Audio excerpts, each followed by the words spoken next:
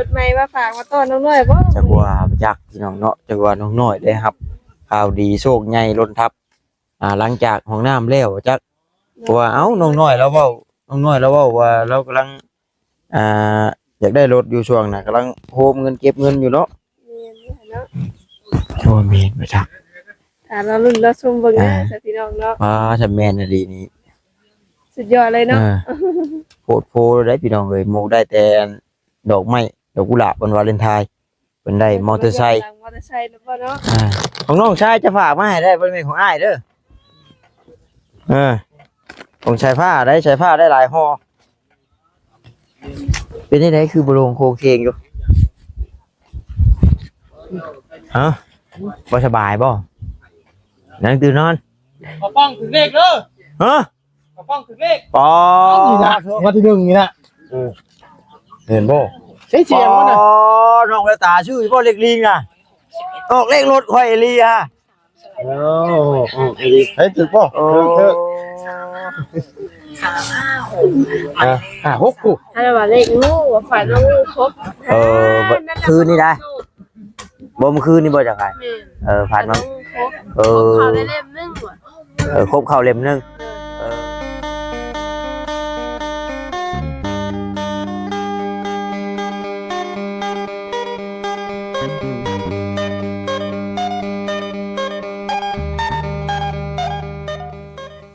1 คัน 2 คัน 3 คันเนาะพุ่นขาวๆนั่นน้องน้อยรถใหม่บ่นี่เนาะเนี่ยแต่ว่าคันนั้นเพิ่นแฮงแก่รถนำเนาะมีรถมีลานนำเนาะสบายดีเนาะรถใหม่มาฝากมาต้อนน้องน้อยบ่จักว่าจักพี่น้องเนาะจักว่าน้องน้อยได้ครับข่าวดีโชคใหญ่ล้นทับหลังจากห้องน้ำแล้วจักว่าเอ้าน้องน้อยแล้วเว้าว่าเรากำลังอยากได้รถอยู่ช่วงน่ะกำลังโฮมเงินเก็บเงินอยู่เนาะเนาะโอ้แม่นบ่จักถ้าเราลุ้นเราซุ่มเบิ่งนะซะพี่น้องเนาะถ้าแม่นดีนี่สุดยอดเลยเนาะโพดโพได้พี่น้องเอ้ยโมได้แต่ดอกไม้ดอกกุหลาบวันวาเลนไทน์เพิ่นได้มอเตอร์ไซค์แล้วบ่เนาะเอ้าพี่น้องเนาะจังใดก็แสดงความดีมุกดีใจนำเพิ่นถ้าแม่นของเพิ่นลีก็ได้เดี๋ยวสิเข้าไปถามมื้อก่อนพี่น้องเนาะตามสบายพี่น้องเวตาโอ้ยสบายดีเนาะไปพี่น้องเอ้ยมื้อนี้ถือว่าหลายคนอยู่ได้มามื้อนี้หลายคนอยู่มีอันทั้งบ่าวบุญแน่เนาะแล้วก็ทางไอรีเราแน่เพราะว่าไอรีเราส่วนหลายเราสิมักมาช่วงค่ำๆนะมื้อนี้มาเว้นพี่น้องเอ้ยแปลกๆอยู่เนาะแต่ว่ามาเซอร์ไพรส์ข่าวดีน้องน้อยได้มอเตอร์ไซค์คันใหม่ไปจักพี่น้องเอ้ยเอาเนาะก่อนอื่นทางบ่าวต้าเองก็ขอกราบทักทายสบายดีกับพ่อแม่พี่น้อง FC กันเบิดสุขุสุคนเด้อพี่น้องเด้อบอกว่าอยู่ทางฝั่งลาวฝั่งไทยหรือว่าทางต่างประเทศนำเนาะก็ยินดีต้อนรับเข้าสู่ช่องของบ่าวตาบ้านเฮาคือเก่าพี่น้องเอ้ยมื้อนี้เนาะทางบ่าวตาเองก็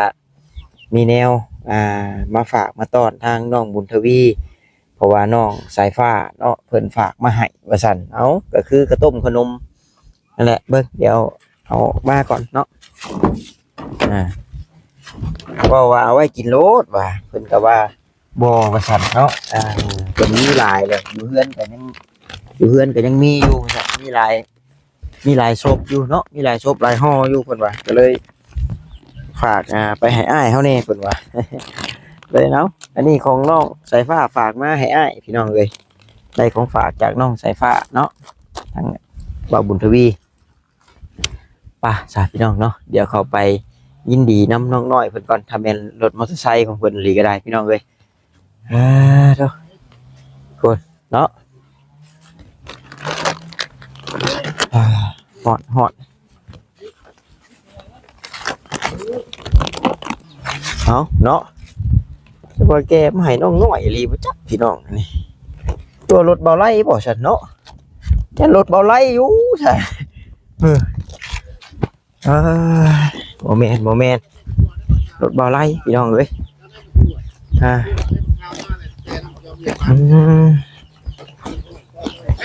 เป็นได้ยาวจะขึ้นพลานบ่สิเมื่อบ่บุญทวีเอ้า ของน้องชายจะฝากมาให้ได้บ่แม่นของอ้ายเด้อของชายผ้าได้หลายห่อเป็นจังไดคือบ่ลงโครงเคงอยู่ฮะบ่สบายบ่นั่งตื่นนอน เอาป้องถึงเลขเด้อ ฮะ เอาป้องถึงเลข ปอโทบ่าวป้องถึงเลขพี่น้องเอ้ยเลขยังเฮ้ยออกนะตูน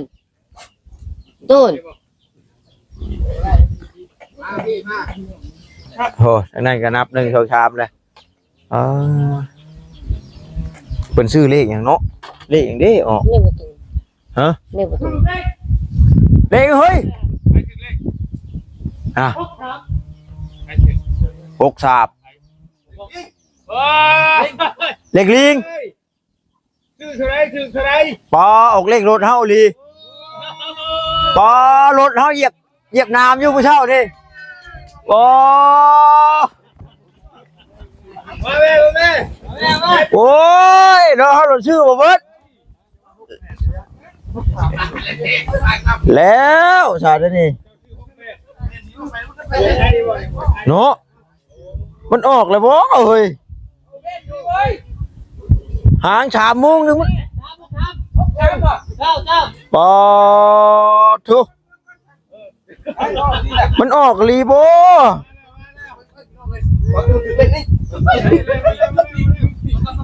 เอารถชื่อตะเล็กเอียน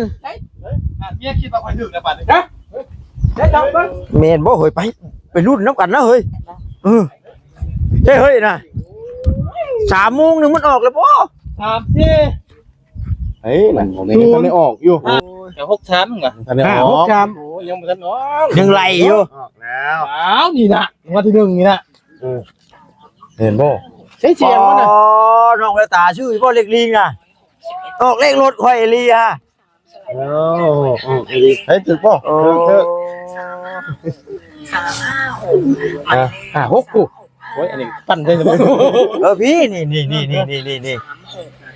ได้บ่ย เอาฮะรางวัลที่1ฮะ เลขนี่ออก โอ้ไปจับลักเก็ตเนาะ นี่ออกแล้วไง โอ้ยตกตัว 7 ชุด7โอ้ยเลขหมูไปก็ชื่ออยู่มันน่ะบ่ได้มันบัดมันอันนี้มันเป็นเลขนี่มันพี่เนาะ ได้แผ่นเนี่ยบึ้งจ้ะน่ะ เรียบร้อยบ่เคลียร์คือจ้ะ ยังบึ้งไม่เสร็จ แต่เนี่ยบึ้งไงเอา เลขออกถึงเลขอีกนะถึงเลขคุณมา โอ้ไปเจ้าฟันมันใช่เนาะแม่นแท้เอ้ย โอ้เมื่อยเด้เพิ่นให้โชคได้เช่าอยู่มื้อเช้านี่ออกเอื้อนมารถเหยียบน้ำแทงบักใหญ่นึงเลขรถอ้ายหั่นแหล้วเอาสบายดีเด้อเนาะน้องน้อยก็ได้โชคใหญ่คือกันมื้อนี้บ่เห็นบ่เบานิ้วแกมาหลังรถบ่ได้แม่นบ่ใช่ แล้วสบายดี เนาะบอกน้องเวตาก็บ่เอา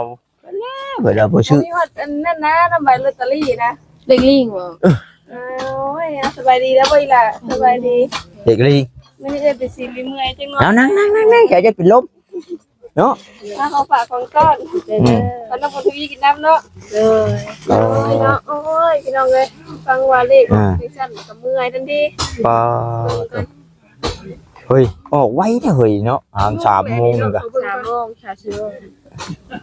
เบ็ด อ่า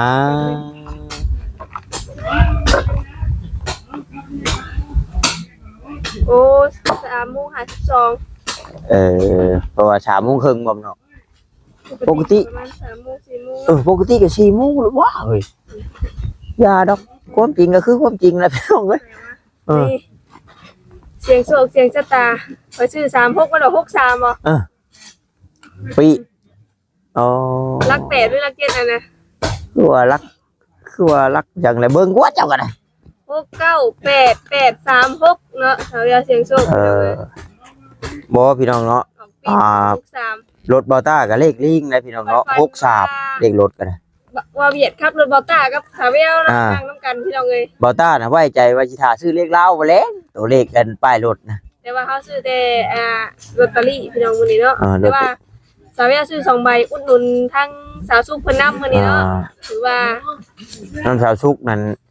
เลขเอียนนั่นน่ะเจ้าชื่อน่ะ เลขรถบอต้าอยู่พี่น้องแต่ว่าบ่มี63หรือ30เนาะ 63นั้นเป็นทั้งหนามเด้6329เด้เลขรถข่อย ถ้าว่าเลขงูว่าฝันว่างูครบ คืนนี่ได้บ่เมื่อคืนนี่บ่จักไผผ่านมาเขาได้เล่มนึงว่ะ ครบเข้าเล่มนึง เลย เอาน้องน้อย เป็นไรงูเว้นรางวัลที่1ได้แก่สาวแววตาโอ้ โอ้ไม่เอาเฮ้ย ไม่ว่าจะไปเงี้ย โอ้ยตกใจเบิดเนาะโอ้ยเป็นค่อยไปได้เห็นว่าถึงวันนึงก็ได้ ให้ได้ถือ เบาตูน บ่ตูนถูกบ่ เบาตูนถึกได้ฉันก็บ่คลึกน้องแล้วแล้วถึกอันเลขจดบ่ฮู้ว่าถึกเท่าใด ได้ยินว่า30ว่ะ จักว่าถึก30,000มาจักแล้ว น้องเก่านี่ก็บ่สนใจก็สอนลูกก็สิเจอก็หาสิหาลูกหาสิจะเจอก็เป็นดินสม จักแล้วเนาะโอ้ยเนาะก็เดียวไม่น้องอุตวีนะ รู้ว่ารักเป็นรักด้วยเลข2ตัวเนาะละถึงเนาะคือว่าดีๆนะบ่ตูนเพิ่น เอาอย่าดอกน้ำเลขเล่าเลขแหละน้องน้อยบอกเลย แต่ว่ากลับมาผู้ถือเลข เมื่อยเลยแต่ว่าอยู่เพิ่นว่าเลขลิงโหลด63โหลดเมื่อยเลยย่างกะค่ะ ก็นัดบอกอันนี้นั่นตั้งใจว่าจะไปชื่อเลขเล่าพุ่น ตั้งใจว่าชื่อเลขลาวอยู่เลขคือน้องน้อยฟันแล้วก็กับเลขรถบอต้าอีก นำอีกเนาะเฮ้าแต่มันออกเลยดิ เอา น้อยกับถือเลขถือตา มันออกแต่63ทียัง29อันนี้ออกเรื่อยอยู่ในเลขรถข่อยนะเนาะปัดมางูครบเข่าเล็บ1เพิ่นว่า สาวสุกสีสาวแล้วอุ่นนุนก็ใช่มันเป็น29 เบิ่งข่อยสิเอาให้เบิ่งเนาะเบิ่งพี่น้องเนาะ เดี๋ยวสิ จุกหัวอยู่พี่น้องเอ้ย เบิ่งสิเอาอันของเจ้าชื่อชาวสุกให้เบิ่งนะแล้วก็สิเบิ่ง นี่ก็บ่แม่นว่ามักซื้อเลขซื้อหวยปานนั้นดอกพี่น้องคือหนุนเทื่อเนาะอยากเสี่ยงโชคลาภพี่น้องเอ้ยน้อยได้เคยเสี่ยงอยู่บ่บ่เคยจักเทื่อ โยผู้ใดก็ชำถือก็แม่นพลิกชีวิตเลยนะพี่น้องเนาะ ชีวิตบางคนโอ้ยเนาะทุกอย่างบ่มีเงินบ่มีข้าวกินเนาะหาเช้ากินค่ำทุกอย่างยากซื้อลอตเตอรี่ใบเดียวถือจ้ำพอละรวยเป็นมหาเศรษฐีท่าน เจ้าชื่อชาวสุกนะ824629เจ้าชื่อชาวสุกนั่น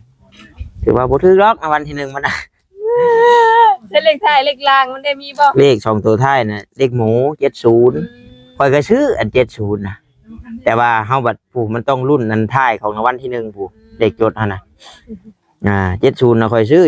70นี่น้ำชาซีนี่เพิ่นถึกเลขรถเบาดังเนาะเนาะเอาผู้ถึกรถนะเหี่ยวนะฮุบไปแต่ก็มีอัน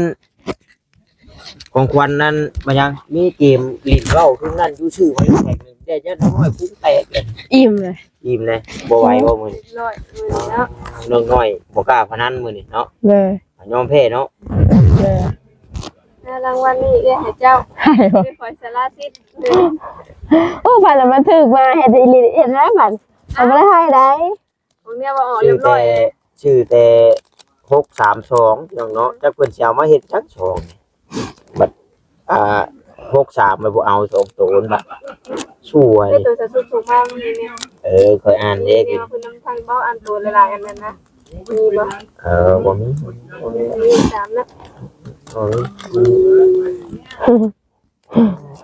เหนื่อยเนาะ ใจไหม ทำใจวันน่ะเอาไม้เพื่อแรงเลยน้องหน่อยพันเลยบอกเลย บ่ได้พันแบบหลงลืมที่แบบตัวเดียวแล้วที่ เลย พันไปได้อันเริ่มต้นนะสอนมาฟังหน่อยดู ตะวิดบ่เฮาพันว่าเฮาไปถ่ายอยู่แหละได้ที่ว่าอะไรเนาะไปถ่ายอยู่บัดงูครบขานี่แล้วป๊บแล้วมันทันได้ครบเล่มนึง ครบแต่เล่มเดียว เลยเข้าแต่เล่มเดียวทำไมงูเห่า งูเห่าเนาะใหญ่ตัวน้อยจนได้บาทนี้สีเทาเลยเนาะ เป็นไงเจ้าบ้างงูเห่าแล้วเราก็เล่นบัดเลยเล่นปุ๊บมาในห้องแล้วกับจักคู่มือเลย เอาแล้วพี่น้องเลยเนาะ น้องน้อยบอกเลขเด็ดแนวทางหวยลาวมื้อนี้นะพี่น้องเนาะใครอยากซื้อเลย จักถึงมาถึงโอ้โห มาคือเซลกันลายหรือมันหมู่บดหมู่กูกอง คือว่า ยินดีนำผู้ได้รับรางวัลที่หนึ่ง มักอยู่เดี๋ยวก็ โดย ทางประตูเนาะโอ้ แต่ได้เฉพาะสร้างเฮาคือจะม้อยอีแท้ฮะ จะไปรุ่นน้ำโมว่ามาดิพ่อช่าง โอ้ พ่อช่างไปรุ่นน้ำโมว่ามาดิ ว่ารุ่นแหวนถือลายแล้ว โอ้เนาะ ต้องลาดตาย โอ้เดี๋ยวนี้จังว่าถึงได้เงินน่ะ เนาะวันนี้เราได้รับข่าวดีเลยมาดิคือน้องน้อยนี่ฝันเนาะ โดย แต่ว่าชาติฝันมาดิเคยแบบว่าฝันแม่นอยู่บ่แบบ ขอบใจงานขอบใจงาน คือฝันเลยเป็นตัวสัตว์เอง จักบ่เคยบอกไปจักเทื่อ เคยบอก เลย แต่มื้อนี้ได้บอกไปได้แล้วมาดิ บอกบ่าวยัง เอาไม้มาให้กันได้กัน โอ้ชอบเกินกันเนาะ โอเค คือได้บอกมายาวแล้วนะคือว่ามีน้องยังหวยดาวเด้อ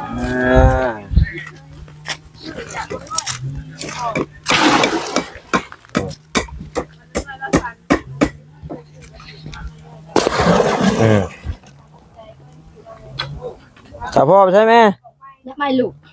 ผมลูกอยู่เป็นไรคือว่าไม่ลูก พรทับมือป่ะ ผักบอลเสมอยเถียงกับลูกเขยเปล่า ไม่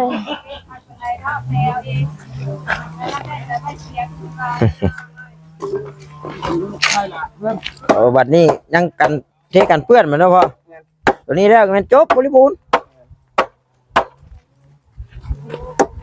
บริบูรณ์แล้วอยู่นี่พี่น้องเอ้ยแล้วบ่แล้วก็แล้วนะเปิดปูนแล้วก็เช้าหอยบ่แม่นจักว่ามีอยู่จัก4ศอกบ่ฮอดบ่พ่อฮะเอาแล้วก็จังซั่นก็3เนาะ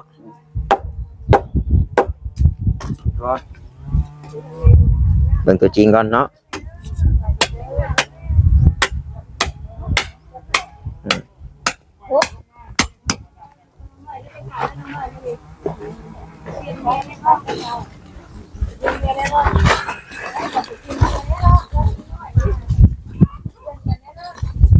พี่เด็กกับพ่อเนาะ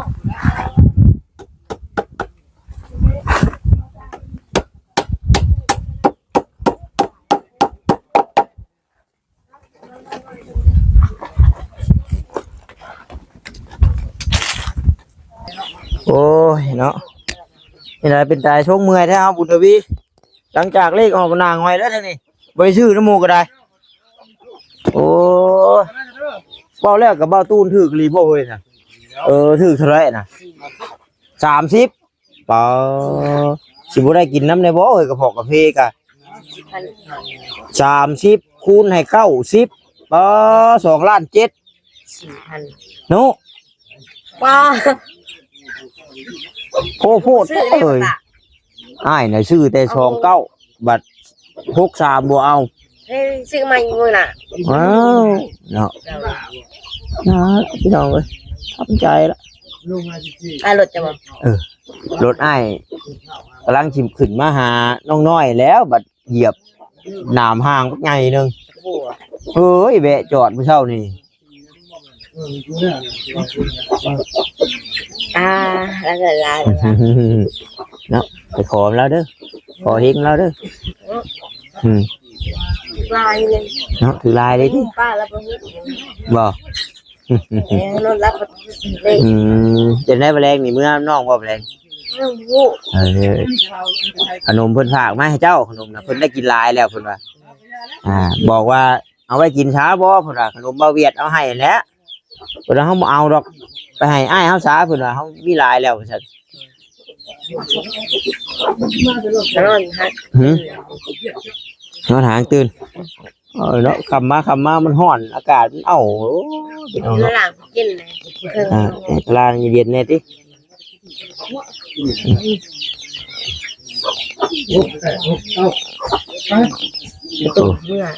นั่นก็ไปหยุ่มน้ำนั่นก็ไปอันหยุ่มน้ำซอยอันผู้ชาวมันกว่ายังชื่นแต่นอนไปที่ไหนเมื่อยไปเลย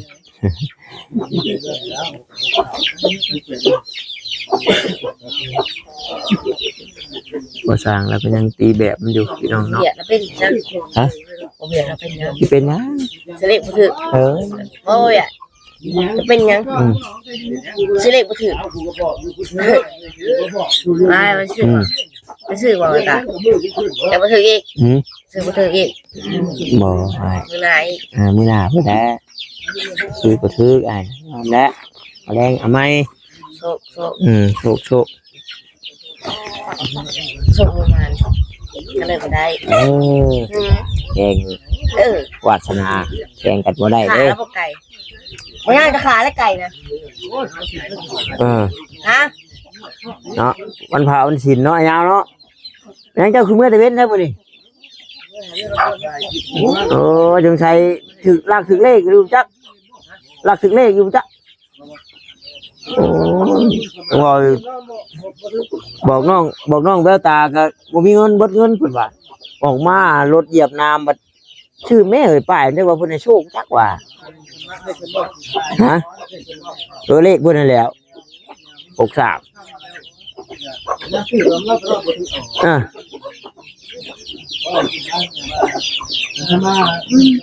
แต่ว่าบ่ชื่อแล้วออกรถเนาะเอาจังใดก็บ่ได้ว่าสนับสนุนให้ซื้อเลขซื้อหวยได้พี่น้องเอ้ย ว่าปั่นงูล่ะ ซื้อเลขงูเฉย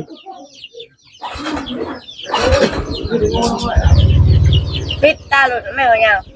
คิดได้เร็วเร็วตาเร็ว ไปโอเคยันว่าสิขึ้นพลานขึ้นหยังบ่สิดอก ปิดตาถูกปิดตาบ่ได้บ่ บ่แลแบบอายปิดบ่ได้แหละส่วนน้องน้อยก็ยอมแพ้แล้วล่ะว่าเนาะสิ่งที่เคยเว้ากันก็ได้ เอาไว้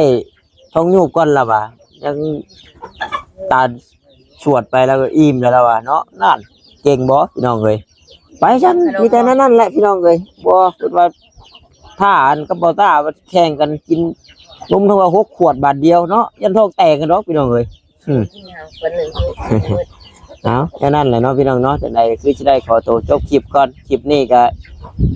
เปิดคลิปมากก็รุ่นน้ำพี่น้องเอ้ยโอ้ยเนาะนางว่าอยู่ดีๆกับโทรศัพท์กันเลิกไปแต่ละมือแล้วพี่น้องเนาะตัดปุดไปความจำเต็มแล้วก็เครื่องฮ้อนพี่น้องเอ้ยบาดนี้คือจะได้ขอตัวจบคลิปก่อนเด้อบาดนี้เนาะว่าผิดพลาดประการใดก็ขอโทษขออภัยน้ำลายทางเขาอ้ายเพิ่นก็ขึ้นทางพลานว่าซั่นมื้อนี้เนาะเอาสรุปแล้วรถนี่ก็เป็นรถเบาไล่พี่น้องเลยโอ้ยเนาะดีใจเบิดคิดว่าแกมาให้น้องน้อยสิดอก เอาโอเคเด้อพี่น้องเด้อเอาสบายดีพี่น้องบ๊ายบาย